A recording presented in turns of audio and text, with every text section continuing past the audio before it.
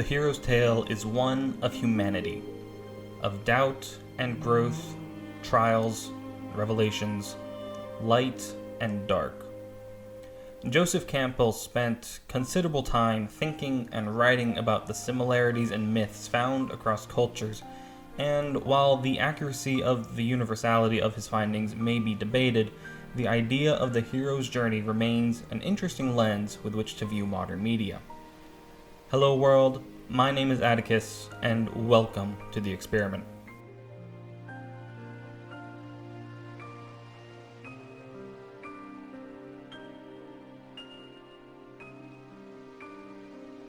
The usual disclaimers apply, except there will be no attempt made to avoid spoilers, specifically of the original Kingdom Hearts, though I cannot guarantee that the other games in the series will be spared. The Kingdom Hearts series is one that I personally really enjoy, and one which I am perhaps in too deep to ever truly escape. To the newcomer or household passerby, it's incredibly weird. To me, it's incredibly weird. But it is a joy to play and one of the few narrative games that I've gone back to multiple times, even after beating it. But beyond doing my best to unravel the lore and plot of this series, I can't say it's one I've thought too critically on. I have not spent nearly as much time thinking or writing about stories as Joseph Campbell has, so I figure his framework will be a decent place to start. Within Kingdom Hearts, both the series and the initial game, there exists a great many heroes and a great many journeys. For those unfamiliar with the series, Kingdom Hearts follows Sora on his journeys through various worlds. In the first game, his aim in these journeys is to reunite with his friends from whom he was separated in the beginning of the game. These worlds, with a few exceptions, are not original set pieces, but rather Disney worlds, as in worlds based on films made by Disney, like Neverland and Agrabah. It's wild. These worlds typically retell the stories of the films with a few slight changes in that Sora and his companions, Donald Duck and Goofy Goof, are now a part of the events and the existence of monsters known as Heartless, which may just be there or may be pushing the conflict along in some way. Through this journey spanning several worlds, Sora gets involved in most local conflicts, as well as a threat on a more cosmic level. The Heartless herald the end of the world. These insatiable monsters seek the hearts of any and everyone, and ultimately the heart of the very world they find themselves on. But the Heartless are not some outside force that sweep in and devour entire worlds. They are born from the darkness in the hearts of those inhabiting the worlds. This is demonstrated to great effect in Deep Jungle, or Tarzan's world. When you first land in Deep Jungle, the only enemy you face is Sabor, the local lion/tiger/leopard. The Heartless don't appear until after Clayton is consumed by his desire to kill and his frustration about being unable to fulfill that desire. It is stated a few times in the game that darkness lies deep within all hearts, and so the Heartless are a bane that can never be truly defeated. Just about every, if not all, of the villains display the power to summon Heartless, and they each display maintaining a fragile balance of possessing overwhelming darkness, but not being consumed by it. Darkness is shown to be a great power, but not one without proportionate risks. With that brief overview established, what of Sora's journey? The number of steps in the capital H hero's journey vary from person to person, and can have anywhere from 8 to 17 different steps, but all of those steps can be sorted into one of 3 categories: the departure, the initiation, and the return. In Kingdom Hearts, the departure is contained almost entirely within the tutorial. For Joseph Campbell, the departure contains the call to adventure, the refusal of the call, supernatural aid, crossing the first threshold, and the belly of the whale. The call to adventure can be found in Riku's existential crisis, Riku being one of the 2 friends that Sora will be searching for in most of the rest of the game. Due to the sudden appearance of Kairi, the other friend, some unspecified amount of time ago, Riku realizes that there might be worlds beyond his own and begins to question his entire existence. To solve this cosmic riddle, he enlists the help of Sora and Kairi, and together the three of them begin to build a raft to sail out into the open ocean in the hopes of discovering new worlds. Perhaps fortunately for them, disaster strikes the night before their voyage. The next step is the refusal, the call. And if the call is the raft, then the refusal could be Sora's nonchalant approach to getting it done. In the opening moments of the game, he is shown to be sleeping on the beach while Riku works diligently on the raft. However, while Riku's existential crisis could be the call to adventure, it also might not. The call could be the storm that appears from nowhere in the dead of night, urging Sora to sail from whatever island he lives on to the island they have stashed the raft, a clearly more superior sea vessel than the boats they use to travel between islands. The call could also be when Riku reaches his hand out towards Sora during that storm and invites him to travel through the door. If that's the call, then Sora's inability or reluctance to grab hold would be the refusal.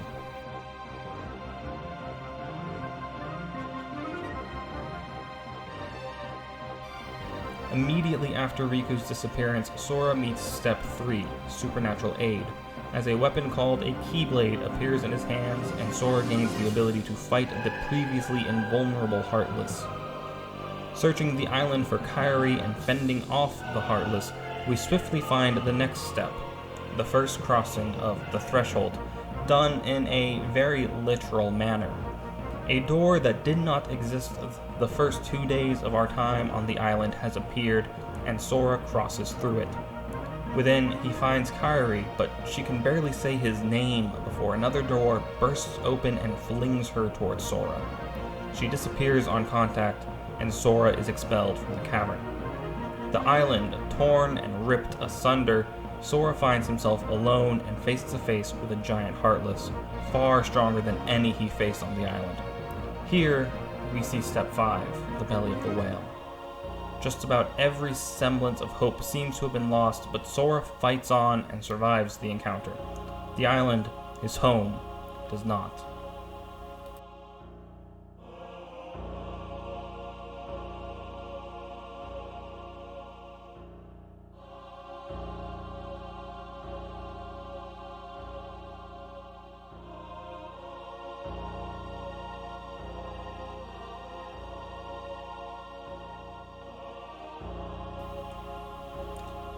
So that was a quick run-through of the beginning of Sora's journey, but why does it matter?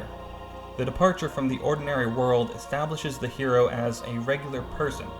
It may come to light that the hero has a divine lineage or some other such explanation as to why they specifically became the hero, but up until the departure they lived just like anyone else, and are therefore just as human as anyone else. It also establishes a character baseline, so we can see how the hero grows and changes throughout the challenges they face on their journey. A common example of that growth comes in the form of the refusal of the call. This is where the hero doubts themselves. If the refusal is when Sora cannot grab Riku's slightly outstretched hand, then the doubt appears in that Sora does not trust his heart to be strong enough to withstand the darkness enshrouding Riku. If the refusal is his lackadaisical interest in building the raft, then we see that Sora prefers his peaceful island life, and does not want to risk or change it, even in favor of discovering the truth behind cosmic secrets. There's not much we can learn from the supernatural aid. It marks Sora as a hero and gives him the ability to fight back against this all-consuming darkness. But the questions of why Sora and no one else on the island, and why not earlier, when he was first attacked, remain mysteries for later. Finally, we have the crossing of the threshold and the belly of the whale. The first crossing is the hero leaving the ordinary world. Pretty straightforward. It typically has a guardian which can be found in Darkside, the giant Heartless that Sora must defeat. Then comes the belly of the whale. This stage is the final separation of the hero from the ordinary world. They have crossed the threshold, and now they can't go back. To Campbell, this was a form of rebirth, and he even called crossing the threshold a form of self-annihilation. This is the first death and rebirth that Sora as a hero will undergo. The self-annihilation can be seen in how Sora can no longer be the same person he was on the islands. No longer can he lounge on the beach without a care. No longer can he laugh and play with his friends. No longer can he dream of new worlds. He is now in one of those new worlds, and the dangers are far greater than anything he could have previously anticipated. I believe Sora's wail to be the initial traversal of Traverse Town. When he first arrives, he is lost and alone, his world, his life, having been swallowed by darkness. He is quite understandably distraught, but sets out searching for his two friends, Riku and Kairi, whom he has reason to believe may have survived, considering what Riku said. He doesn't find them here, but he does meet new allies in the form of a couple of Final Fantasy characters, and then Donald and Goofy. This is actually a fairly critical moment in Sora's growth, and it is so very Kingdom Hearts. After defeating a difficult enemy with the help of Goofy and Donald, we get a cutscene containing a gaggle of Final Fantasy characters, our OC-MC, and then Donald and Goofy. With the immediate threat dealt with, they consider what to do next, and it is decided that Sora should travel with Donald and Goofy. He agrees, but does not seem particularly enthusiastic, prompting Donald to declare that this ship runs on happy faces, to which Sora gives a giant, forced, goofy smile. For a while, it seemed like Sora could fall into despair and perhaps consequently darkness, but the presence and support of these newfound friends gives him the strength needed to face the oncoming challenges more than a magic weapon ever could. After the departure, the hero finds themselves in the unordinary world, and the initiation begins. While the steps in the departure are fairly similar across interpretations of the hero's journey, the initiation varies a fair bit, especially Campbell's. What everyone can agree on, however, is that the initiation begins with trials and ends with a climactic ordeal, usually resulting in another form of death and rebirth. The trials in Kingdom Hearts are the various Disney worlds, each with its own revelation about the hidden truth of what's happening to and around our hero. Our climactic ordeal happens in Hollow Bastion, one of the few non-Disney worlds. Here, Sora confronts Maleficent, who has been leading the Disney villains in a quest to open the door to Kingdom Hearts, believed to be a source of near unlimited darkness and power. More importantly, for Sora at least, he also confronts Riku, who has been swayed by darkness and is in the process of being taken over by a being calling itself Ansem. Upon arrival in Hollow Bastion, Riku appears before Sora and takes the Keyblade from him, something previously thought to be impossible, as the Keyblade chooses its master, and if anyone else tries to grab or use it, the weapon teleports back into the hands of its chosen wielder. Donald and Goofy abandon Sora, as their orders were to accompany the Keyblade wielder. Once again, alone and defenseless in a hostile world, Sora manages to find an ally in Beast, from Beauty and the Beast, who is on a quest for vengeance. They catch up to Riku, Goofy, and Donald, and despite having no chance, Sora stands his ground. Goofy, with absolute disregard for his orders, rushes to Sora's rescue, and Donald joins soon after. With his friends back at his side and his resolve strengthened, he is able to seize the Keyblade from Riku and fight in earnest. I don't need a weapon. My friends are my power. This is not his ordeal, however, just another trial and revelation. The ordeal comes just a little bit later. Fighting through the rest of Hollow Bastion, Sora defeats Riku, who was being controlled by the being calling itself Ansem, and it is revealed that while Kairi's physical form is there in Hollow Bastion, just kind of laying in the battlefield, her heart is inside of Sora's.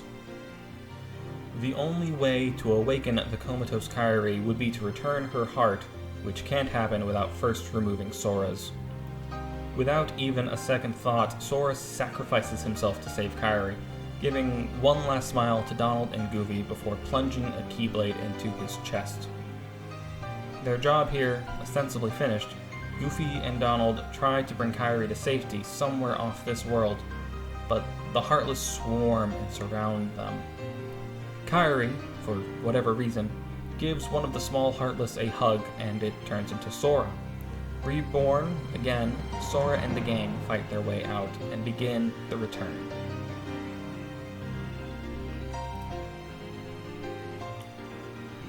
The initiation is the process of growth for the hero. Every trial reveals more about the unordinary world in which they find themselves, and it also reveals more about themselves. Ultimately, they face their greatest personal ordeal, and the symbolism used is typically of a rebirth. If it's ever raining during the climax of a movie, for example, that is a symbolic baptism, a type of rebirth in the Christian faith.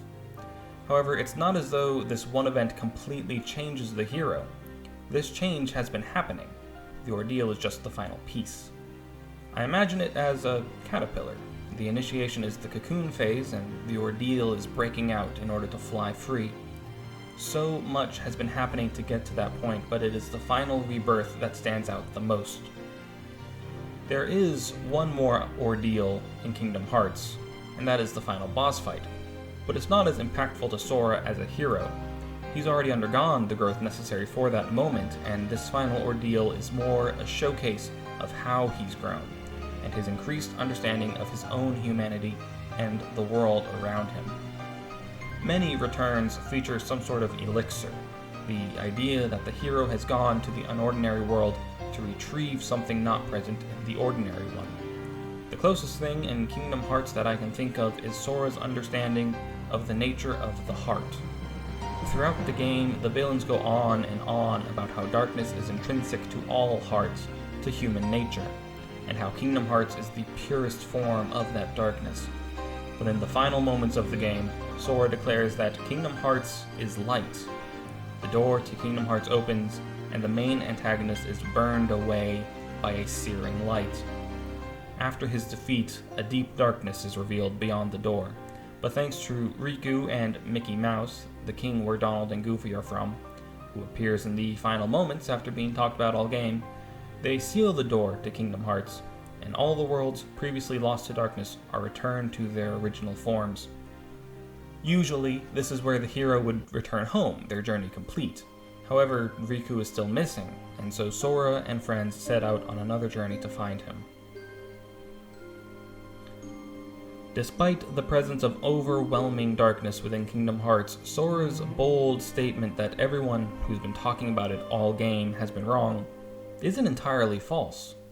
Sora believes in the goodness of people, of inherent light, just the same as the villains believe in intrinsic dark, but I don't believe Sora thinks of these as mutually exclusive. Kingdom Hearts is the platonic ideal of a heart, and it contains both light and dark in spades. This is the knowledge Sora has gained during his journey, a deeper understanding of what it means to be human. Stories of light and dark, of what it means to be human, of a hero's journey, are not anything new, and may even be considered quite common, but that's simply because of how deeply they resonate with us, the audience.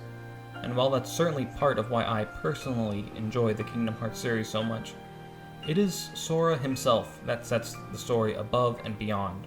For as serious and ridiculous as the story gets, Sora is a positive and earnest force that can declare in all seriousness, "My friends are my power," when faced with impossible odds.